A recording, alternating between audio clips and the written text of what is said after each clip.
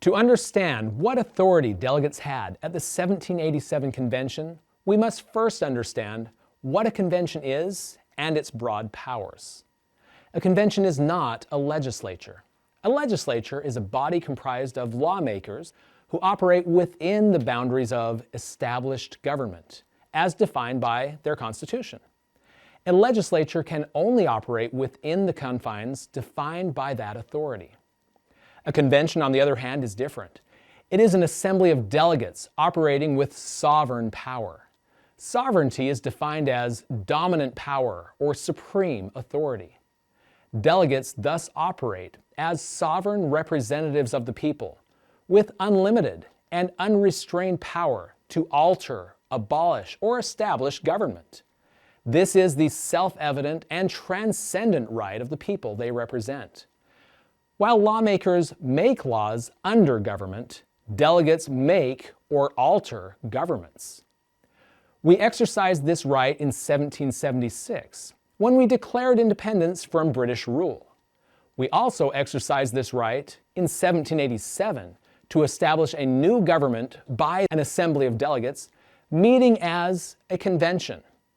Even though the delegates at the 1787 convention received specific instructions from the Congress and similar instructions from the states to only amend the Articles of Confederation, delegates were not, as a matter of principle, subject to them. This standard applies even today because the convention method is, in fact, a general convention of delegates representing the sovereign will of the people, not a convention of states, comprised of commissioners sent and controlled by the states. The preamble of the Declaration of Independence expressly declares that governments are instituted among men, deriving their just powers from the consent of the governed. It also declares that it is their right, it is their duty to throw off such government and to provide new guards for their future security.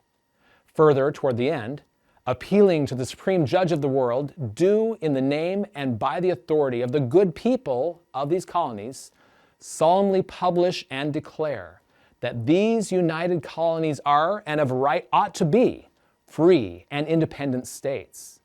So we see the self-evident right of the people to exercise sovereign power under God, declared and exercised here. Mr. Livingston, a delegate at the New York Convention of 1821, which was a constitutional convention to amend the New York State Constitution at the time, put it this way regarding the sovereignty of the people. We have been told by the honorable gentleman from Albany that we were not sent here to deprive any portion of the community of their vested rights. Sir, the people are here themselves. They are present by their delegates. No restrictions limit our proceedings. Benjamin Butler, a delegate at the 1853 Massachusetts Convention, another constitutional convention to amend their state constitution at that time, said this: "Sir, we are the delegates of the people, chosen to act in their stead. We have the same power and the same right within the scope of the business assigned to us that they would have were they all convened in this hall."